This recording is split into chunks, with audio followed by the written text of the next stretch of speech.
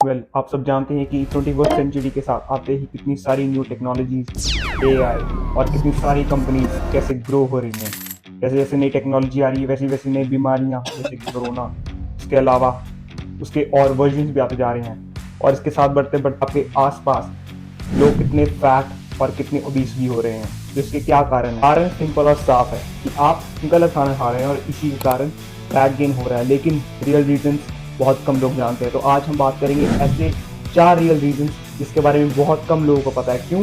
क्योंकि लोग इस चीज़ पे फोकस नहीं करते।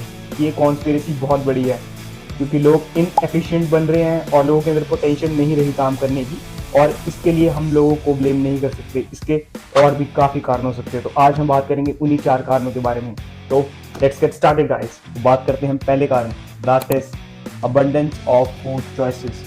अबंडेंस ऑफ फूड चॉइसेस का मतलब क्या होता है कि हमारे पास बहुत सारी वैरायटी है किसी भी चीज़ के लिए। अगर आपको कुकीज़ तक बाय करनी है तो इतनी सारी वैरायटीज़ हैं। ऐसे बिस्किट खा चुके हैं जिसके अंदर क्रीम है, जिसके ऊपर क्रीम है, जिसके आगे क्रीम है, जिसके आप पीछे भी क्रीम है। तो हर जगह क्रीम से कोटेड यार ये चीज़ में सेटिस्फैक्शन नहीं दे रही, आई नीड समथिंग बेटर। तो हमारे पास बहुत सारी चॉइसेस है। अगर आप किसी सुपरमार्केट में किसी आइल में भी जाओगे तो अगर आपको सिर्फ कोल्ड ड्रिंक तक पीनी हो तो कोल्ड ड्रिंक के अंदर इतने सारे ऑप्शन होंगे। एक्चुअली जब आप कहते हैं कि this is the best thing तो मार्केट में एक नई चीज़ आ जाती है। तो ये एडिक्शन कभी खत्म नहीं होती है, साइकिल कभी खत्म नहीं होती।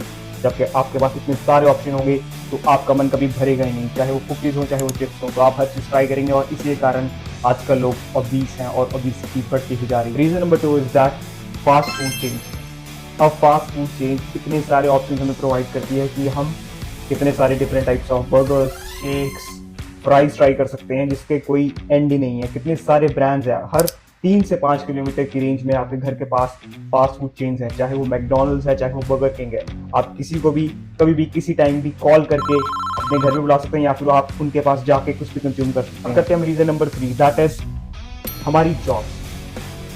पहले हमारे लोग मजदूरी करते थे, मेहनत करते थे, फार्मिंग करते थे, उसमें हमारा बैल की तरह जोर लगता था और तब लोग ये भी कहते थे कि हाँ यार तू भी खा, तेरे में जान आएगी, शक्ति आएगी, क्योंकि लोग उतनी मेहनत भी करते थे। लेकिन आज भी लोग ही खा रहे हैं लेकिन उतनी मेहनत नहीं कर रही। हमारे जॉब्स सेडेंट्री हो चुके हैं, एक्टिविटी लेवल बहुत कम हो चुका है। हम बैठ बैठ के जॉब करते हैं, आईटी जॉब्स कर रहे हैं, डिफरेंट काइंड ऑफ जॉब कर रहे हैं जिसके अंदर एफर्ट नहीं लगाना पड़ता और हमें ज़्यादा मूवमेंट नहीं करनी पड़ती।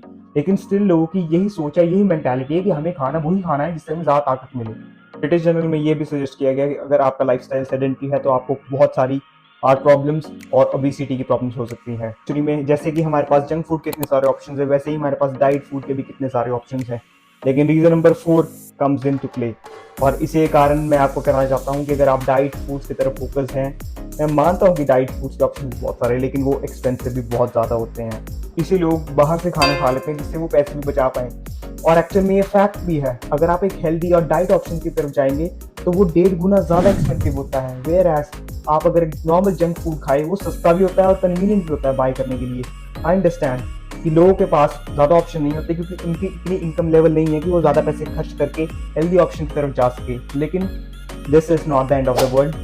अब हम बात करेंगे सॉल्यूशंस के बारे में। तो 4 फैक्टर तो आपने समझ लिए, बहुत एजुकेटेड है तो आपको पता होना चाहिए कि what is good, what is not good. आपको पता होगा कि oats are good, whereas if you are consuming some kind of burger which is far more less healthy as compared to if you are consuming some oats, right? So eventually you have to make some healthy choices. Then solution number 2, that is you have to make your lifestyle healthy by moving more, walk more, work out more, try to introduce more activity, play some sports. ये बहुत आसान है अपने activity level को बढ़ाना। मैं मानता हूँ सेडेंटरी जॉब है लेकिन अपनी जॉब के अंदर भी ट्राई करें कि आप इधर उधर मूव होएं, ज़्यादा से ज़्यादा अपनी बॉडी को हाइड्रेट रखें।